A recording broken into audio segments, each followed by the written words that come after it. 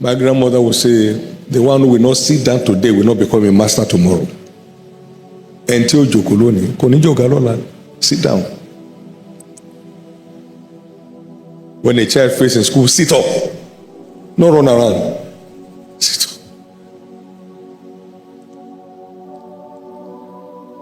I have the following humble examples that will help you.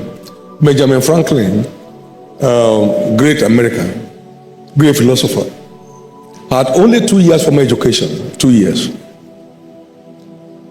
The biographer said he literally taught himself how to read. Now, this man will save his lunch money as a printing press apprentice to be able to buy a particular book that he's interested in.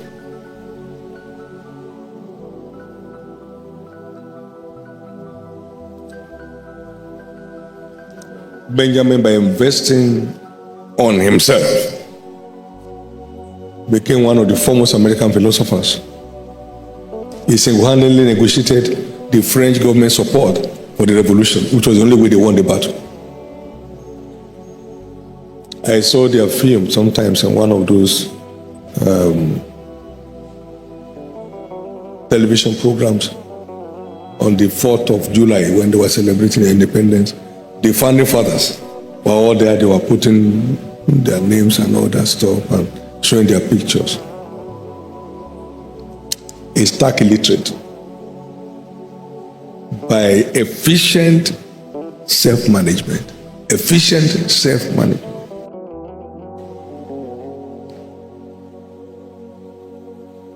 You have gone to school all your life. Rikish, crash 2, crash 4. Somebody had only 2 years in school and developed such capacity to impact on his world. I read this at one lunch in Europe while waiting for my connecting flight. From that time, I kept looking for anything Benjamin Franklin, because of the awe that meant to me. Then we have R.G. Lutoroni, a roadside mechanic, who thought that the weight of road construction was weary. You have 100 mules, 50 will carry earth and 50 will carry straw because they must eat. They don't eat, they just go sit down. So, a lot of effort. So as a roadside mechanic, he thought there must be a better way of doing this. So he began to work under inspiration. And then he developed what you call the digger, which was the largest earth-moving equipment of their time. And he supplied 50% of the earth-moving equipment needed for the Second World War. Roadside mechanic. Today we have R.G. Lutoroni University in America that has been over the years. Self-management, efficient self-management. Efficient self-management. And then we have the famous Michael Faraday. He was a lab attendant to Professor Humphrey Davis. And then he also had limited formal education, 2-3 years. But he took interest in scientific experiments. So in those days, all these films that the people are doing around town, they were doing experiments in public and people were going there to receive the lecture. So Michael Faraday would take his note, and then get to the press as a printing apprentice, and he binded it, and then he felt like going to give it to Benjamin Franklin, to Aubrey Davis. And so when Aubrey Davis lost his lab attendant, he remembered one young person brought him something. So he rode on his horseback to the printing press where he did it. Hey Mike, would you like to be a lab attendant? I saw you were interested in scientific things. Oh yeah, with all pleasure. So he was. At a point, scientists claim that he was more rational in his reasoning than Aubrey Davis. So when Prof went to heaven, naturally he inherited the lab. And that gave back to the man of science of the year of the 20th century. Developing capacity through efficient self-management. Through efficient self-management. I'm going to build industries. What do you know about it? What's the meaning of industry? Which kind of sector are you going into there? What are you doing in setting the pace for it?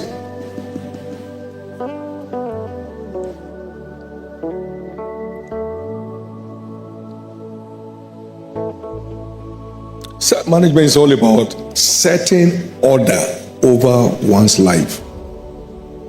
Order. You are going again. Setting order over your life.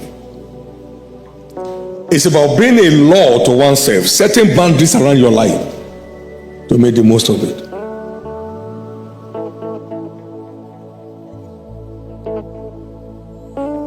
So being able to separate between the lawful and the expedient. There's nothing wrong in going to greet somebody who just gave birth to a child, but what is your going to add there? Can't you go by just merely communicating? Congratulations, instead of 5 hours on the road, and you arrive, they say, I hope there's nothing. They were not expecting you. You are not adding any value to them. But in Africa, people go to places where they don't want them and where they are actually a burden. You arrive at somebody's place, you say, I just swear it's not proper for me not to come since you opened your house. So I had to come from Maiduguri to Ibadan. So now I say, oh, so where are you staying? I'm staying here.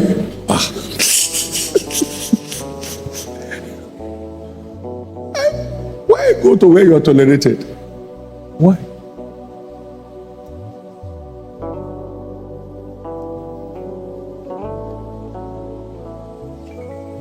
It's about making quality decision and standing by it. Quality decision and standing by it. Efficient self-management is what determines one's ultimate accomplishment.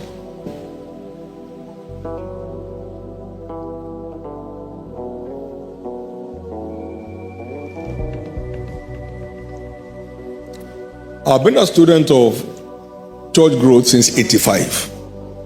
Since 85. An ardent student.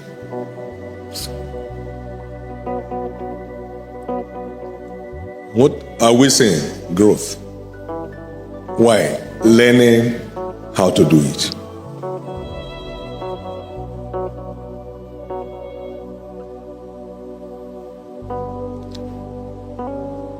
My other knowledge platforms won't deliver it because it's not in line.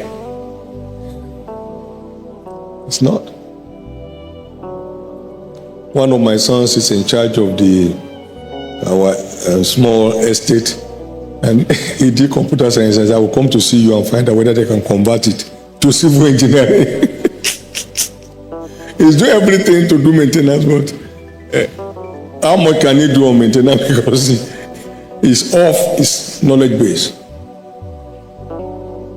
and he has not gone ahead to acquire that relevant knowledge. So it's common sense we are going to be using for that. And that can destroy many things.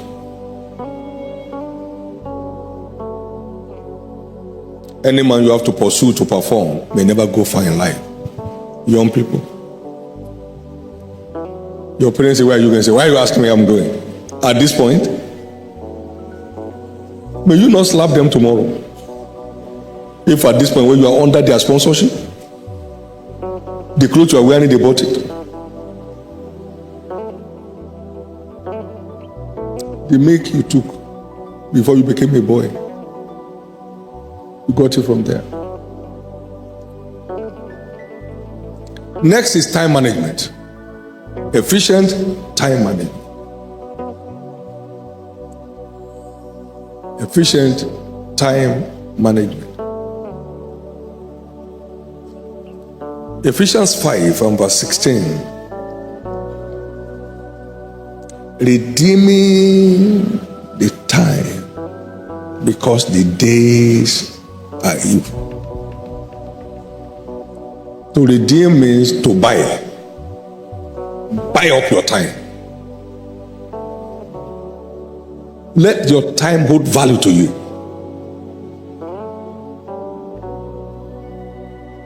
Otherwise, evil will creep in.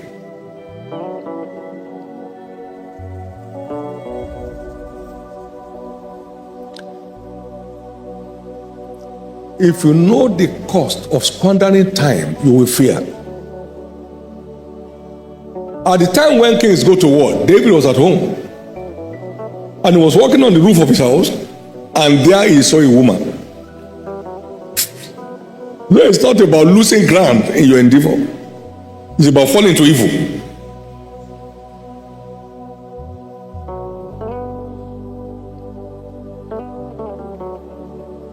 It's about evil thoughts, evil insinuations, evil wishes.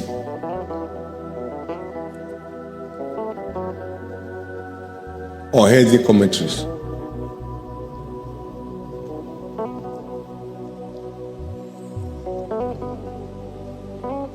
Colossians 4:5. Walk in wisdom towards them that are without, redeeming the time. They would eat up your time, sir. How are you now? As your father, your mother, your brother, that your sister that I spoke to 20 years ago, where is she now? They is all looking for what to say, looking for what to say. There are people who just are there to help rubbish your time. You don't have value for it, you lose out.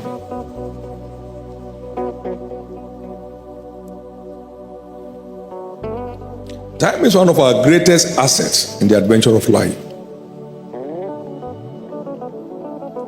Shakespeare said, I wasted time, and now time doth waste me.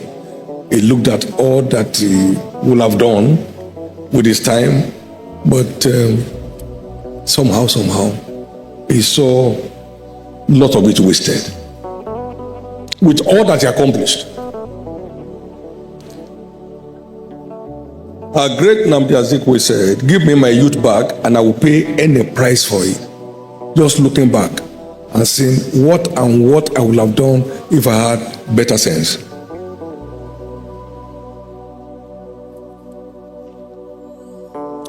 Quality time investors usually end up as newsmakers.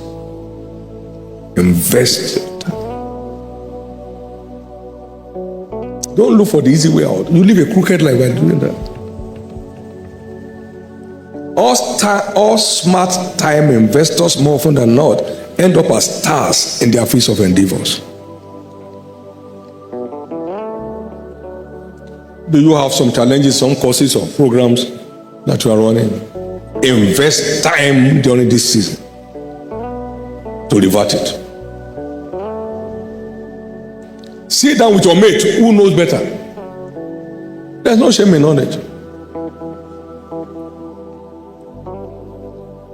When I was riding my fantastic Volkswagen Beetle, there's one brother very good at it. He has a Volkswagen brain. When you start, he can tell you where the trouble is. You just say, start. Wait.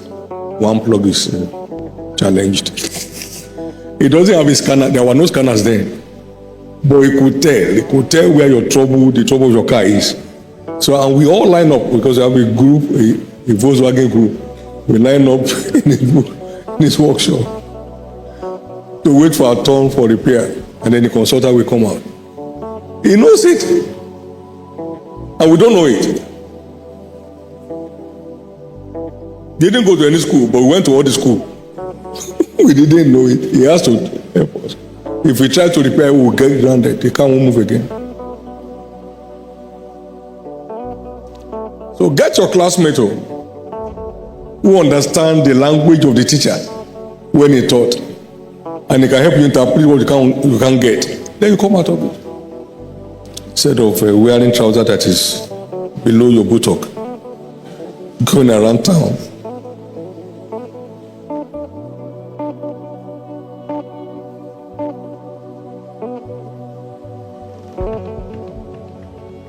Those who make news hardly have time to watch them. Their time is invested making the news for others to watch. May you end up a newsmaker, not a news watcher. It says,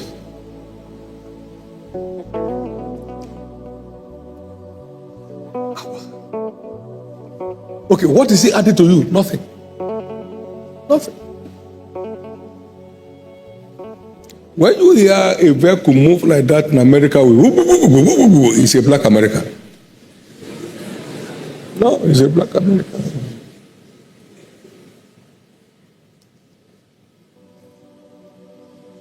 Value system upside down. The noise is shaking the whole street. Oh, for what? Are you advertising anything? No. And now today you have all the media, social, anti-social. You have all of them.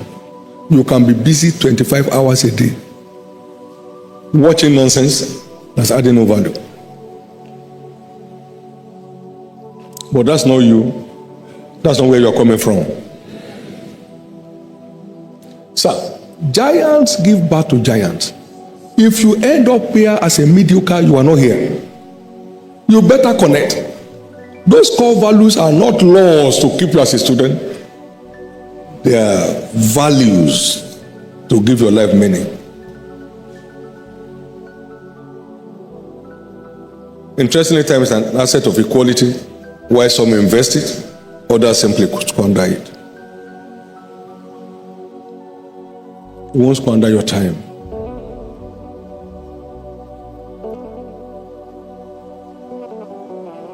It's an asset. Everybody has 24 hours to himself or herself. Everybody.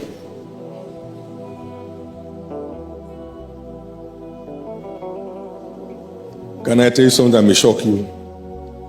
I've been here since 89. There are few places you mention in Lagos that I know how to get there. Very few. Do I know where Surulere is? I don't. I know where Bagada is. I don't. Because that's not what I came for.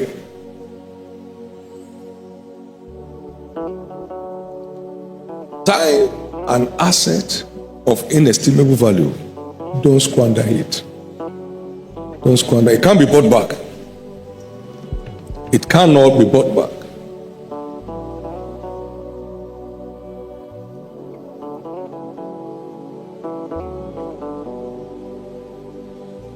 There's a story of two high school boys. I've shared that here before. They met 19 years after they parted from school. One of them was jobbing from one fast food platform to another. The other one spent time reading books that border on psychology, that border on success, that border on human something. And according to him, he read 600 books. Come on now. 600 books. It's like becoming a Nobel laureate in the corner of your room. This child emerged consultant to IBM, US Navy. The other one that was jobbing from one fast food to another because he likes food perhaps. After they left high school, they grew up together. He was worth $7.50 an hour. The other young man who has invested his time in developing himself was worth $200,000 an hour. $200,000 an hour. Real life story. Real life story.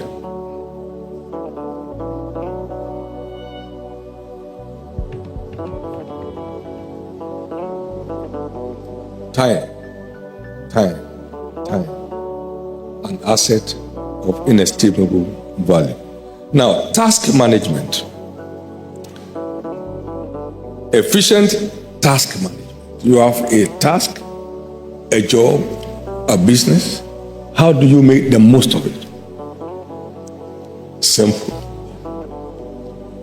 Invest maximally. Your time, your energy, your resources. They call it diligence. Proverbs 12:24.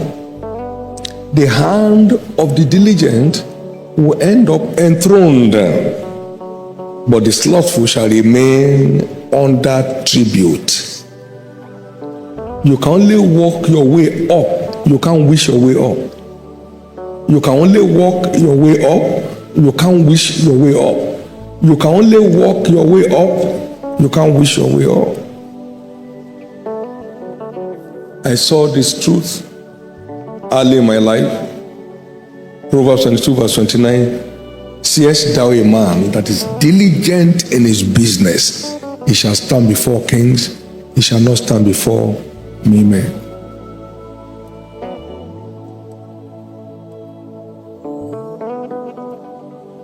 You can't make the most of any business you won't face. You won't face your business today, you'll be faced out tomorrow.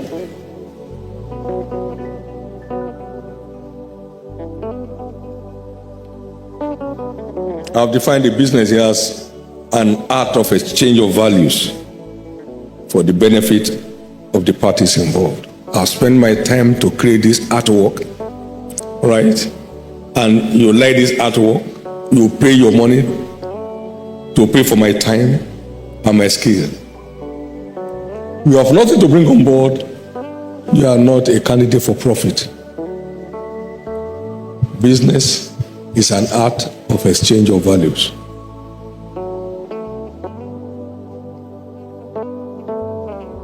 A business also implies an activity that one engages in for the purpose of profit making. That's the purpose. A business you don't face tomorrow, today will be faced out tomorrow. Conclusion: resource management. Efficient resource management.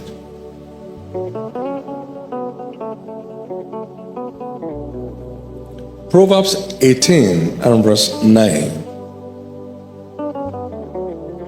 He also that is slothful in his work is a brother to him that is a great waster. So they share a common heritage. The slothful and the waster, they end up in lack and want. They end up as peasants while others rule.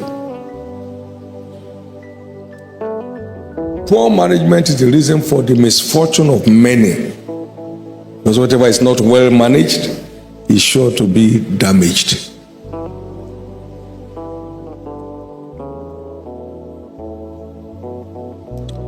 You are going into a world of never enough.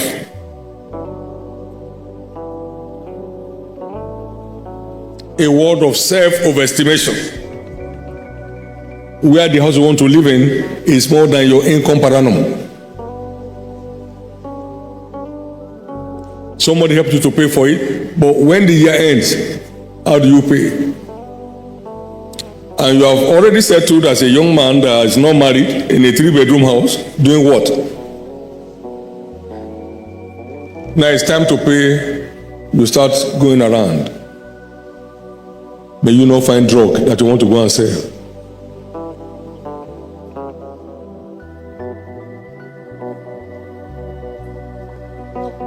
The office of this ministry at the beginning was 2 rooms, 100 naira a month.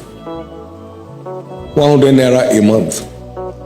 I was there on 5 coppers. We work until work can't be worked again. 100 naira a month.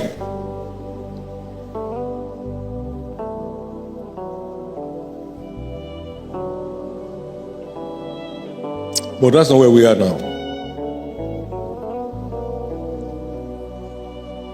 Beware of eating up your tomorrow by trying to be somebody else.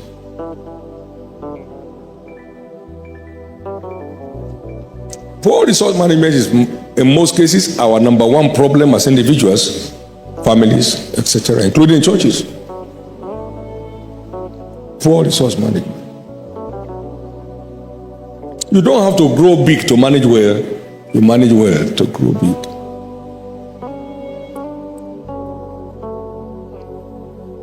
I was on 300 naira a month as president and founder of our mission. My wife was on 140 naira a month as executive secretary to the president. We're having a nice time. We never borrowed. We ate at our level. We slept at our level of sleep. But that's not what it is today.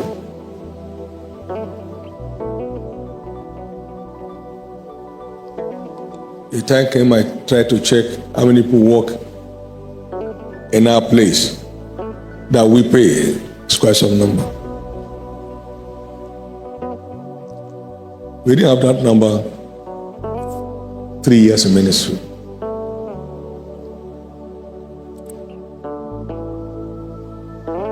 If one is not a good manager, he will end up a great waster. And he's sure to end up a beggar, because one can be a waster today and not end up a beggar tomorrow. Chapter 15 of Luke and verse 14 and 15. And when he had spent all, there arose a great famine in that land, and he began to be in want. Now go back to verse 13, verse 14, please. And not many days, and when he had spent, and not many days after, the young son gathered all together and took his journey into a far country, and there wasted his substance with riotous living. Was on a riot against himself. Riotous living. Big guy. Wasted his resources and began to be in want.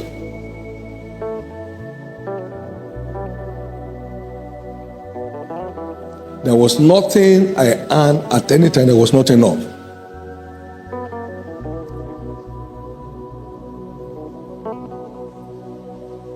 Because I know what I have, not my taste.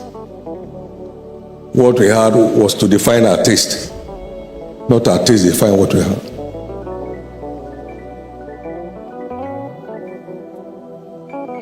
In 1986, we could not rent a house 5,500. No. The budget ceiling is 5,000. Take it away if you don't want. Go and get one that is below 5,000. Let's have change back.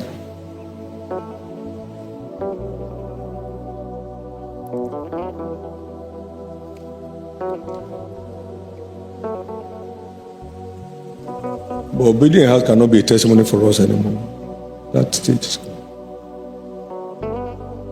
Take it easy. Someone has said you are not a failure until you look for who to blame for it. So stop looking for who to blame. What will your parents have done or your guardians that they have not done by sending you here and keeping you here? They are all waiting outside to carry you now. What a privilege you have. We have blamed everyone enough. I believe it's time we are awake to take responsibility. Destiny is a non-transferable responsibility. You either face it or you are phased out. Your parents can attend classes for you. They can't do projects for you. Those who will not take responsibility today will end as liabilities tomorrow. Conclusion, make the most of this vacation time for our returning students. For those going on NYC, prepare yourself against any defilement as you step out. One of you will come back here sometimes. There's no sign that he went through here. Even was attempt to push a professor down. Big-headed fool. Big-headed. What does he have? Big-headed fool.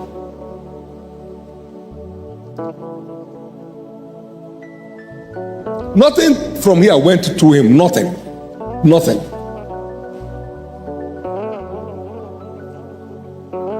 He had to convocate him. They hadn't even talked to police from here after 4 or 5 years. You better watch it. Some fellows left here, they're in the prison now. So it's not, we are kings and queens. If you do what kings don't do, you go to where kings don't go. Take responsibility. May your parents and guardians rejoice over you forever. May no one here be a concern to any of their parents. I pray that you'll be an example worthy for other siblings to follow. And I pray you will give your parents rest. Because if you want rest tomorrow, give rest today. Nobody lacks what he gives. People only lack what they won't give. So give them rest. Give them joy. And you are investing into your future. I've come here this morning to speak to you as a father. And my prayer is that you make the most of this. I don't want to hear any story of mishap that we just went somewhere and something happened. Now the question is, what were you doing there? What did you go somewhere for that has no purpose? You mean you don't have anything to do? The largest room in the world is room for improvement. So improve on your lot. Spend time with God. Get God along on time. Get God along your path on time. Get God along with you on time. Get God along with you on time. Get God along with you on time. One of you attended a meeting because God has blessed him in his business. And he just came out of the meeting and went berserk. Attack. If you are built up adequately and is building up continually, no. You know how many attacks they launch on me? Night and day. I've eaten up the word to a point that his presence is so real to me. You better get God. We live in a very wicked world. Wicked world. Some are bothered why your parents will have you come here, send you somewhere. No. What happened? The only guaranteed cover is Jesus. The only guaranteed cover is Jesus. So we have youth events going on at this time. Plug in. My friend, if you want to volunteer to serve Jesus, I will take you. Get you on the field. Get you fortified. Return spiritually matured. So instead of wasting your life not knowing what to do, life is so fulfilling, life is so enriching. My old man asked me one time, he said, "What are you doing on this vacation?" I said, I'm going preaching. He said, "Preaching?" I said, "Yeah, that's what we eat." And we all ate it before he died. No downtime. You find me teaching primary school, no downtime. Teaching secondary school for 2 months, no downtime. Downtime is a risk. Doing nothing is a risk. You decay. Now to apply, you just decay on your own.